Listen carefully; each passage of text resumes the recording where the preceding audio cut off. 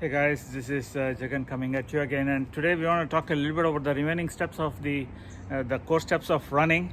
And what I wanted to cover today, yesterday we covered about leg motion, about cadence, and in coordination with that, I just wanted to cover one more, the next core step, which is the upper lower body coordination. All right, and basically the running, even though a lot of people focus on their legs, it is a full workout, a full body workout.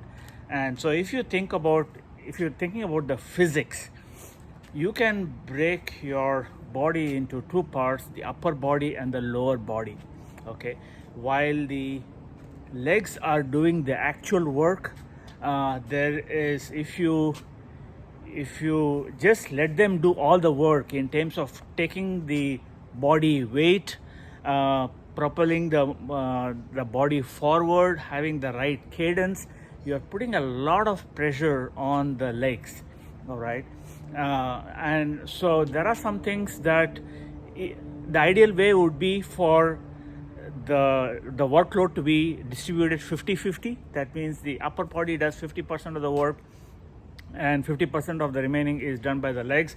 I know it can vary from person to person. Some people are seem to favor one or the other, but what you want to do, like we already said, other than being flexible, is to make sure that you take some of the workload from the legs, especially in terms of forward lean, especially in terms of maintaining the cadence. All right, and moving the body forward. What do you mean by that? Okay, number one is to have a good hand motion. So if you think, so as the legs are moving, just to give the proper balance so that the legs are not doing all the work, when the right leg goes forward, the left hand goes forward like this. All right, and then you have a natural swinging motion. I don't mean swing like this. All right, but you're doing a natural motion like this. All right, and make sure it's a natural swing. Just think of this as a pendulum, your shoulder muscles as a pendulum, and you will see that, as any long pendulum with your wrist at the as a ball, the longer the length of the pendulum, the more work it takes to do it. All right, and if you want to reduce the effort put on this pendulum, not automatically your hand will bend. Bending your hand at the elbow will make it easier for your arm to go up and down like this, as opposed to swinging down like this. You need to put more pressure to get your whole arm to go up and down. So that's the reason for this bending of the elbow. So you want to keep a easy, smooth elbow.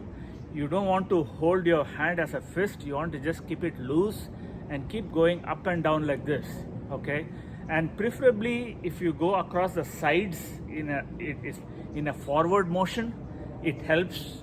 You're going in the same slipstream. Try not to go like this.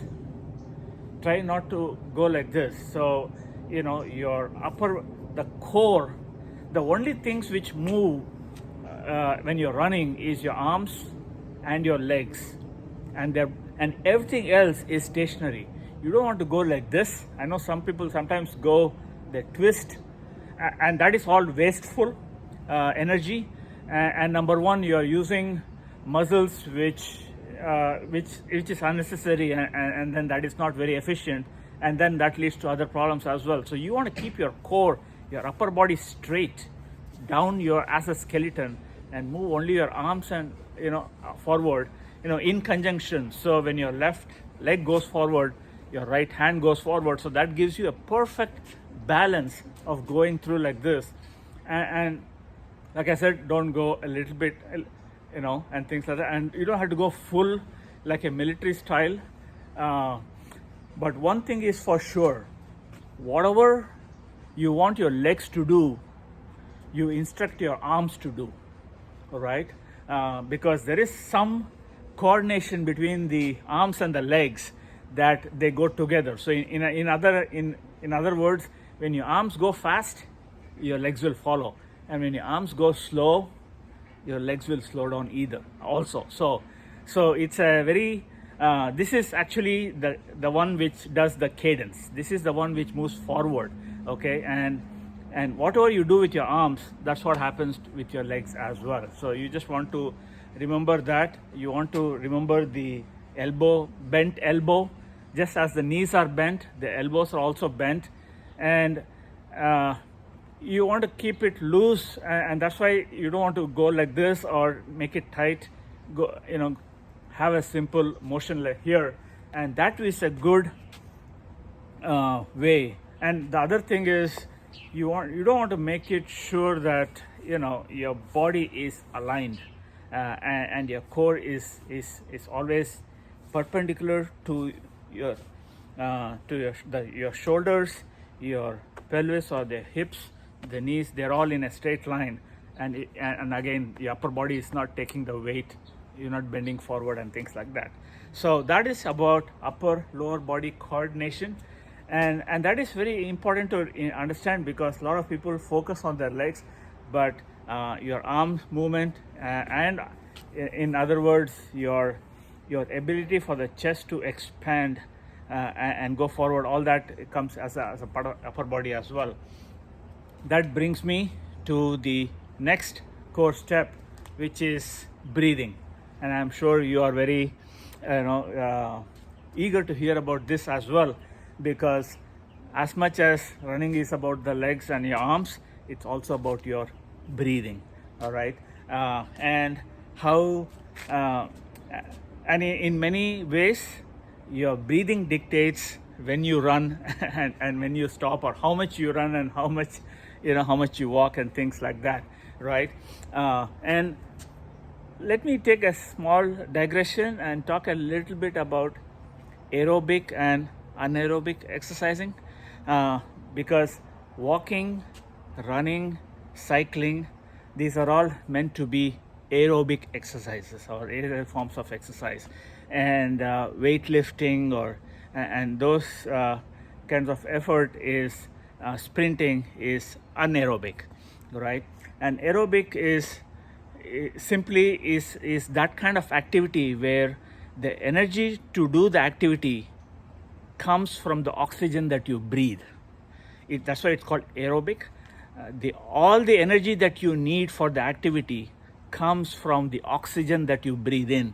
The oxygen is when you want to do more of the activity, you have to have more oxygen coming in, and so it's a dynamic loop. The more energy you want, the more oxygen you take in, and the less energy you want, the oxygen consumption slows down. From the oxygen comes the energy, and from the energy, the blood flows to the muscles, and that's distributed there. So in an aerobic system, you can do it almost perpetually, because as long as the oxygen intake is there, you can keep going, okay?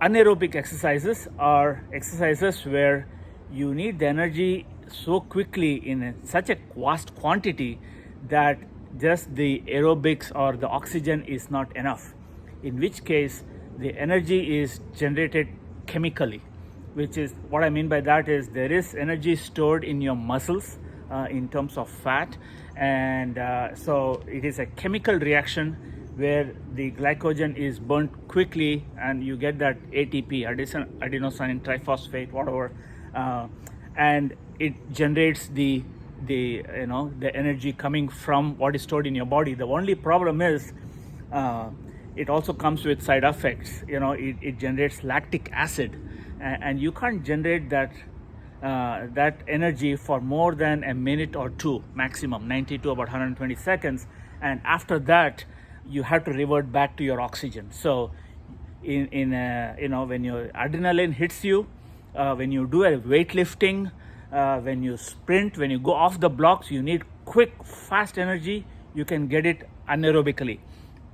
2 minutes later, you can't keep on going on that.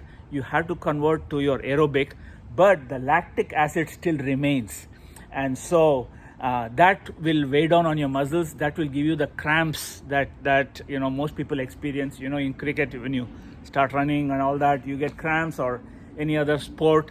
the footballer, he gets cramps because the lactic acid has built up, and now there is no other way but to just massage it and take it out. So what you want to do in an aerobic exercise is not get into a situation where you have lactic acid, not get into a position where you have anaerobic exercise going in. So what that means is you need to make sure that the activity that you're doing is in conjunction with the amount of oxygen that you are taking in, right? So that's the reason why we say that, initially when you walk then you do a fast walk, that means your oxygen consumption is coming in at greater and greater amounts. And at some point when you start running, the lungs are not surprised, your capillaries, blood vessels are not surprised, but a greater amount goes in, and so you're able to aerobically run and then cool down as well. So all that comes down to breathing. Okay, the reason of all this is that it all depends on your breathing. And when you are breathing, what you want to do is start with deep breaths, and you can breathe through your nose, you can breathe through your nose and mouth. There are different of that, but initially you can breathe through your nose, but after some time you will need to have more, so you will start opening your mouth as well, which is fine. But make sure that as much as possible that you are taking deep breaths, and you go at a speed where you can almost talk to a person next to you, hypothetical person next to you. So that is the pace in which you should be running. I know in many races, in many places, as soon as the race starts off, people just rush, and that's a thing they say not to do, but people do it, mainly because when you rush, you're going anaerobic, and then the rest of the race goes downhill from there. You want to slowly pick up your pace, and your breathing has to be deep enough, right? If you ever seen a baby breathing, okay, you will see that it's not the chest which is going up and down, all right? It is the belly. It is the belly of the baby which is going up and down, not the chest. And you're looking at the chest, you'll say, hey, is the baby breathing or not? But it is, because it is breathing from its belly, okay? And if you do something like pranayama, you know that there are 3 lobes of your lungs: the upper lobe, the middle lobe, and the lower lobe. And when you if you're taking short breaths, that means you're breathing shallow, and you're taking only the air to your upper lobe, which is very small. And what you want is to take deep breaths so that you're breathing from your belly. Okay, so that's why we're saying upper body. We mean the breathing has to come from here. And as long as you can take deep breaths, and as long as you can relax as you're going, okay, breathing is fine. At some point you feel that, okay, I'm hyperventilating, this is too much. That's the time when you switch back from run to walk and catch your breath again. But you're not going back to your old position, because now your lungs, chest has expanded. So now you are at a new normal. So next time when you start running again, or after a minute or so, your breathing has improved than what it was a minute or 2 ago. So it is, I know you're stopping and starting, but just for a short duration. But the reason is to just give a chance for your lungs to catch up on your oxygen debt, so to speak, and so that you don't go from aerobic to anaerobic. Okay, so that's the connection right there. All right, so that breathing is very important. Just keep it simple, just take deep breaths. For some of you who have been running already, I normally do, they say, do 3-2. That means 3 breaths up, 2 breaths down. That means 3 times I go up, 2 times I come down. So you can do 3 up, 2 down as far as you can go. Then you will go to 2 up, 2 down. Okay, that means you take 2 breaths up, 2 breaths down.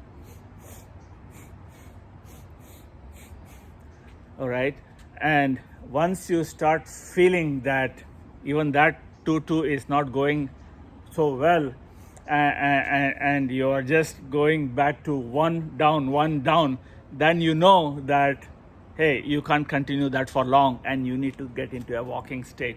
So just figure it out. But I think if you take deep breaths, that is what we recommend, and stay in the aerobic zone. Okay, stay, and if you're breathing too much or too shallow, that's the time to slow down on your running and go from there, right? So that is about breathing. Hope that helps.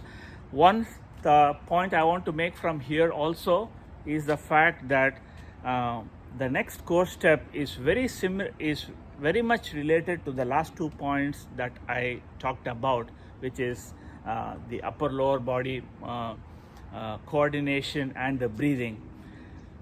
There is a very important concept, and that's the core step of body sensing. Okay, body sensing is nothing but being aware of where your body is.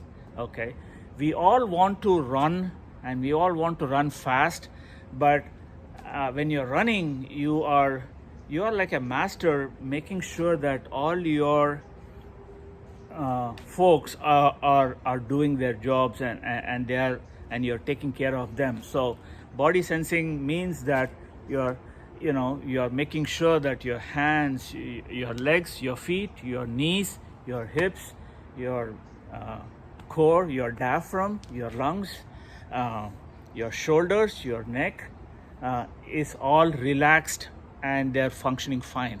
So in fact, when I start running, I initially don't have any music. I just listen to my own body and I literally ask, my feet, how are you doing? Oh, I'm doing good. Okay. Ankles, how are you doing? Great. Knees, how are you feeling today? Great. Okay.